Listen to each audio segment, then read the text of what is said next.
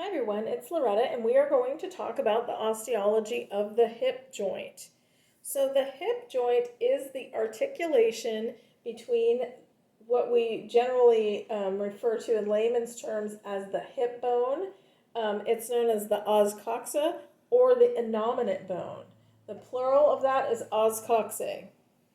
So the innominate bone articulates with the head of the femur, forming the hip. The innominate is from three fused bones: the ilium, the ischium, and the pubis. The ischium and the pubis are irregularly shaped bones. The ilium is primarily a flat bone, although it has its irregular areas. A lot of bone marrow is there for red blood cell production. So the bones are separate to begin with when we're babies, and then they're fused by adulthood. The femur is the longest bone in the body. We have two of them, obviously. So we're using our Axis mini skeleton, which we got from Amazon. I don't get a kickback for that, but these little guys are pretty good, and they have pretty good bony landmarks.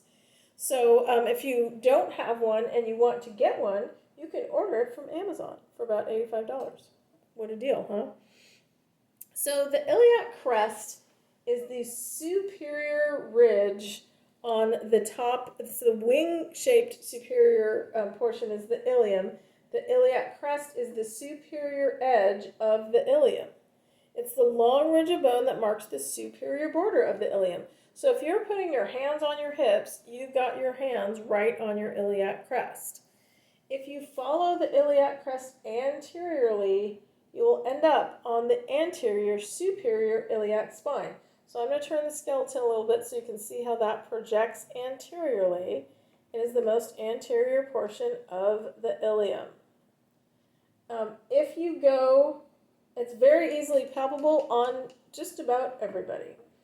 If you go just inferior to the anterior superior iliac spine, which is abbreviated ASIS, you will find the anterior inferior iliac spine, which is abbreviated AIIS. The anterior inferior iliac spine is the proximal attachment for the rectus femoris muscle, the most superficial muscle of the quadriceps group. It is difficult to palpate the AIIS because it is largely covered by muscles and ligaments. So the ASIS is much more easily palpable, as is the iliac crest. If we go posterior on the iliac crest, follow it along, the most posterior tip of the iliac crest is called the posterior superior iliac spine. So the ASIS, anterior superior iliac spine, is the anterior tip of the iliac crest. The PSIS is the posterior tip of the iliac crest, and this is also very easily palpable on a human being. This PIIS, or posterior inferior iliac spine, is located just posterior or just inferior to the PSIS, and it marks the superior tip of the greater sciatic notch, which is right here. So the PIIS is very difficult to palpate because it's deep to a lot of muscles and ligaments, and the greater sciatic notch is not palpable on a human being that's still intact. So don't try to palpate people's greater sciatic notches. The greater sciatic notch is the semicircular space between the posterior inferior iliac spine and the ischial spine. It provides space for the sciatic nerve to exit the pelvis and come down and innervate the posterior leg and down to the foot. The sacrospinous and sacrotubus ligaments close off that notch and turn it into the sciatic foramen. A foramen is a hole.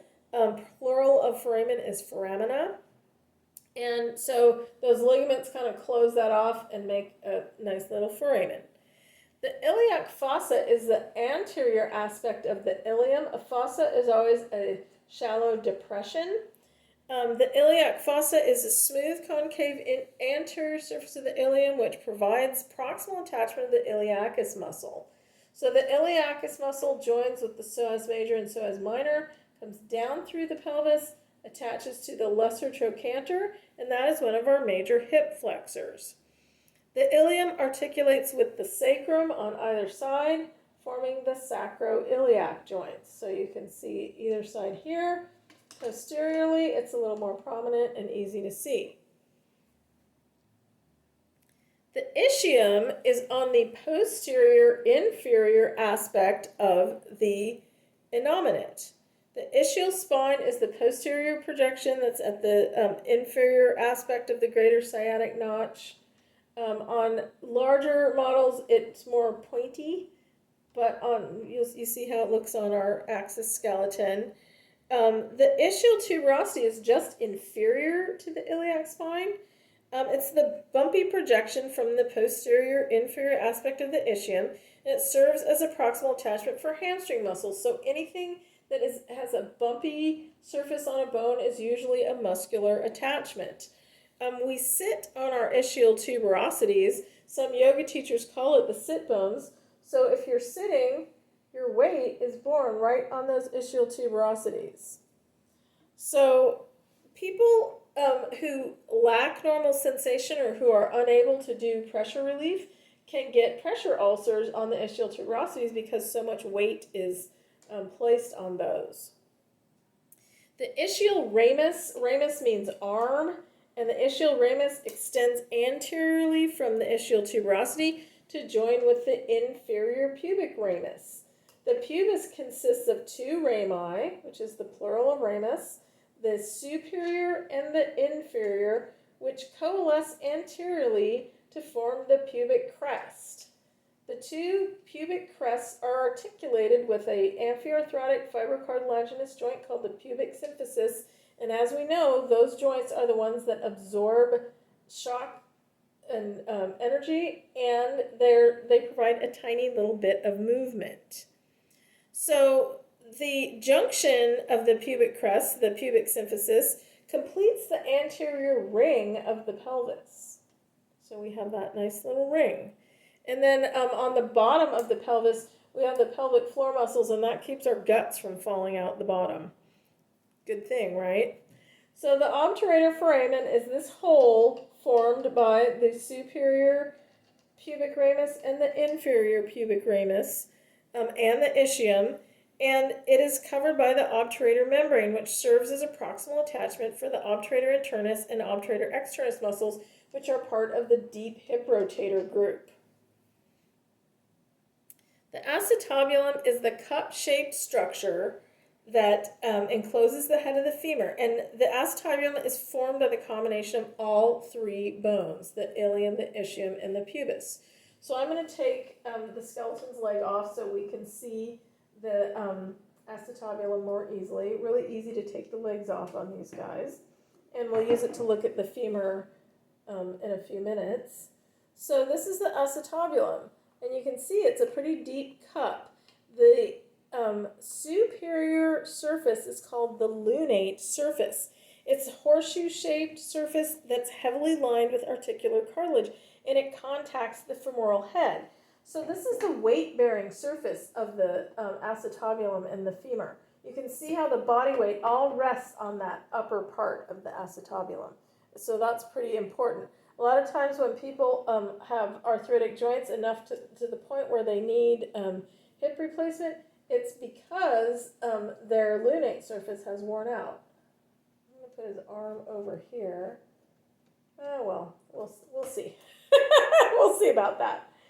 So the acetabular fossa is a deep depression within the floor of the acetabulum, which you may or may not be able to see right here. And trust me, it's there, even if you can't see it. So the femur is the longest bone in the body. The proximal femur consists of the head, neck, and shaft. And the femur head, which is right here, contains a depression that's called the fovea. This particular model doesn't really have much of a fovea, but the fovea is where the ligamentum teres attached. So we can sort of pretend that this little piece of elastic that holds our femur into our acetabulum on our skeleton is similar to the ligamentum teres. The femur neck connects the head to the shaft, and it's bordered superior laterally by the greater trochanter.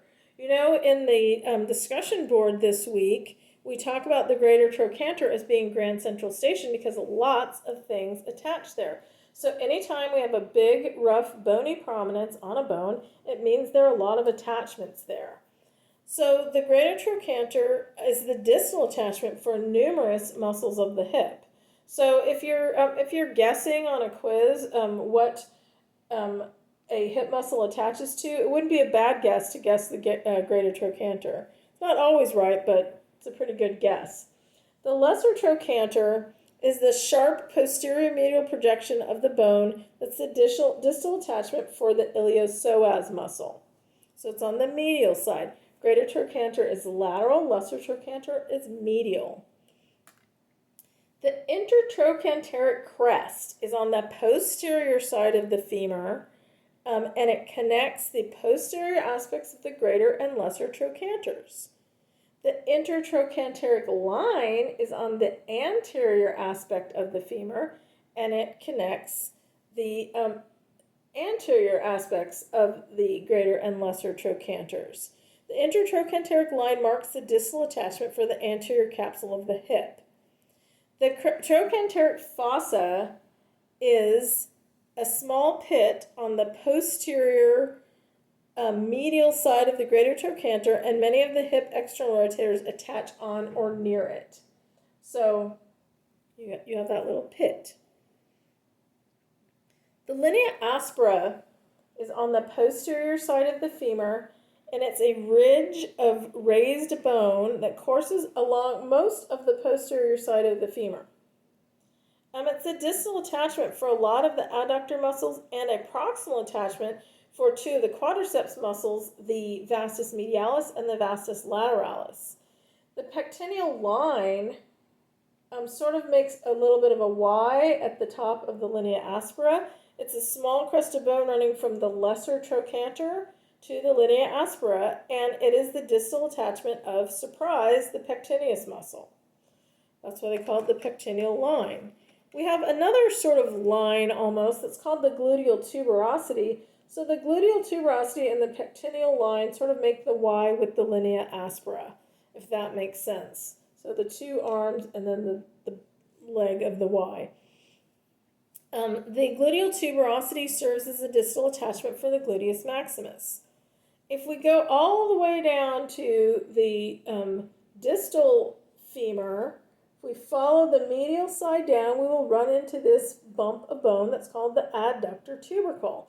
That is pretty easily palpable on most people. If you follow the soft tissue on the medial thigh down, the first bony prominence you run into is the adductor tubercle.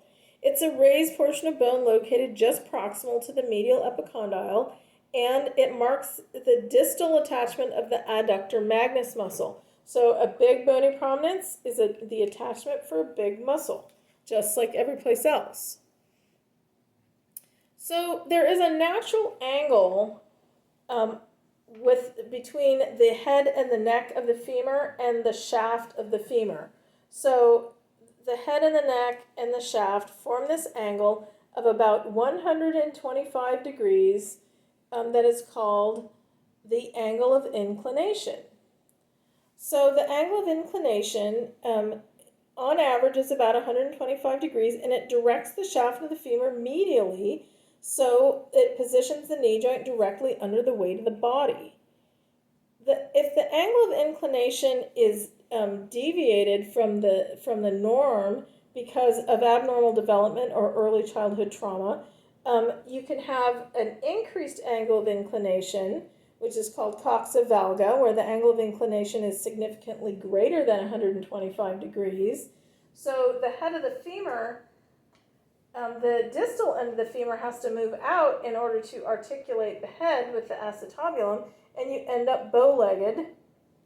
If you have a significantly less lower angle of inclination, it's called coxa vara, and the distal end of the femur has to move medially in order to articulate the head, and that causes the the knock-knee position. So the other angle with regard to the hip is called the angle of torsion.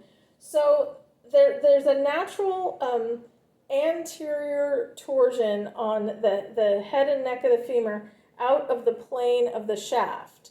So there's what they call it a natural or normal anteversion, about 15 degrees out of that plane.